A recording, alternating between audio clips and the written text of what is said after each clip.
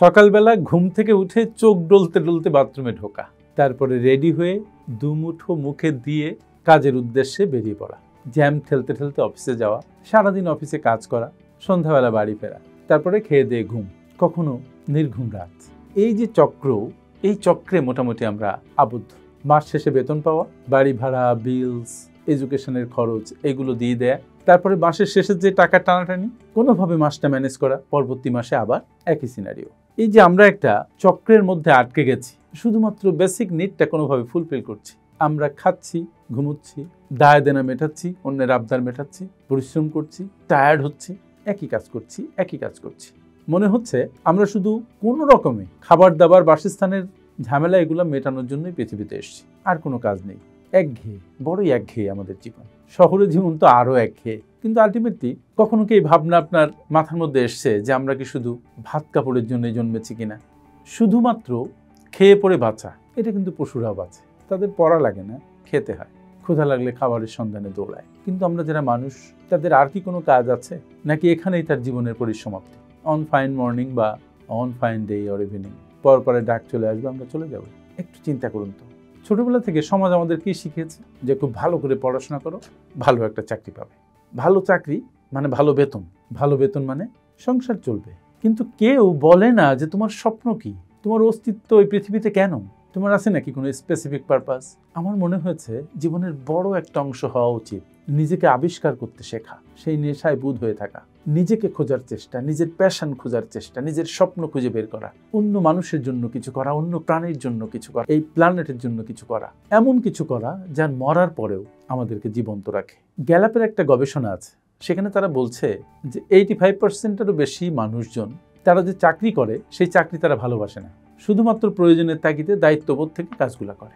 ওদিকে world health organisation তারা বলছে যে কর্মজীবী যারা মানুষ, তাদের মধ্যে মানসিক যে বিষণ্ণতা, উদ্বিগ্নতা, এটা বাড়ছে, ক্রমাগত বাড়ছে। কারণ তারা কাজের কোনো অর্থ খুঁজে পাচ্ছে না, জীবনের কোনো অর্থ খুঁজে পাচ্ছে না, জীবন তাদের কাছে অর্থহীন মনে হচ্ছে।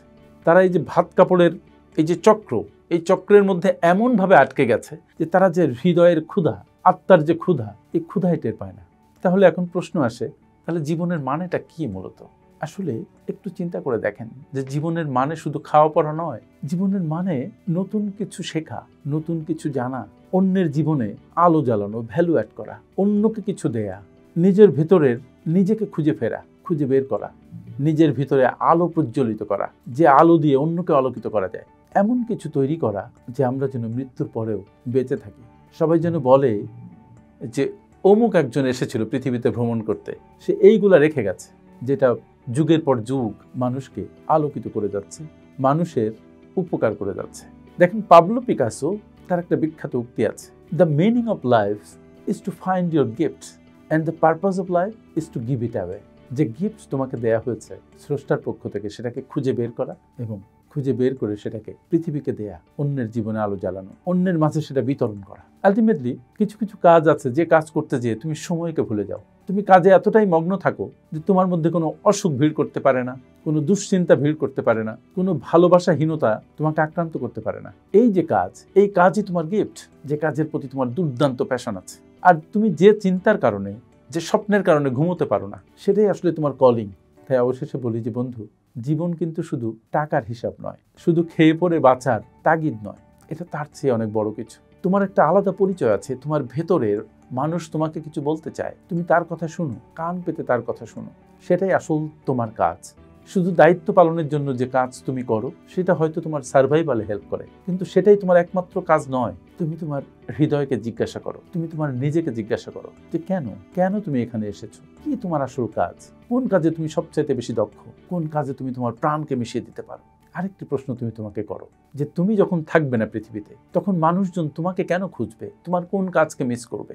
আমি জানি তোমার জন্য, আমার জন্য এটা খুঁজে পাওয়া বড় কষ্টকর। তারপরে তোমার মনের মধ্যে তোমার সেই ভালোবাসার কাজ, সেই স্বপ্নের কাজ, যে কাজ না করলে তোমার জীবন অসম্পূর্ণ, সেই কাজ মাঝে মাঝে পপ আপ করে। এই চিন্তা মাথার মধ্যে তোমার মাঝে মাঝে আসে, হয়তো তুমি তা ধরতে পারো না। তাই তোমার চিন্তাকে, তোমার স্বপ্নকে ধরার জন্য প্রয়োজনে একটা নোটবুক রাখো, একটা থট বুক রাখো, তুমি লিখতে থাকো নিজের চিন্তা, নিজের স্বপ্ন, নিজের অধরা স্বপ্ন। প্রতিদিন নিজেকে একটা প্রশ্ন করো যে আজকে আমি শুধু নিজের জন্য কি করলাম, আমার নিজের ভিতরের স্যাটিসফ্যাকশনের জন্য আমি কি করলাম, মানুষের উপকারের জন্য আমি কি করলাম, আমি কি শুধু দায়িত্ব পালন করলাম, নাকি আমার প্যাশনের কাজ করলাম, আমার ভালোবাসার কাজ করলাম, আমার নিজের ভিতরে আলো জ্বালানোর কাজ করলাম, অন্যকে আলোকিত করার কাজ করলাম। তুমি বিশ্বাস করো যে ভবিষ্যৎ একসময় তোমার কাছে প্রশ্ন করবে যে তুমি কি রেখে গেলে, শুধু কি ভাত কাপড়, না এমন কিছু যা সাংঘাতিক অর্থপূর্ণ। তুমি এসেছো আলো ছড়াতে, কেবল আলো নিভিয়ে দিন পার করার জন্য নয়। শুধু জীবনটাকে সময়ের স্রোতে টেনে নিয়ে যেও না, তাকে উপহার হিসাবে তৈরি করো। আমার সাথে এতক্ষণ থাকার জন্য অনেক অনেক ধন্যবাদ।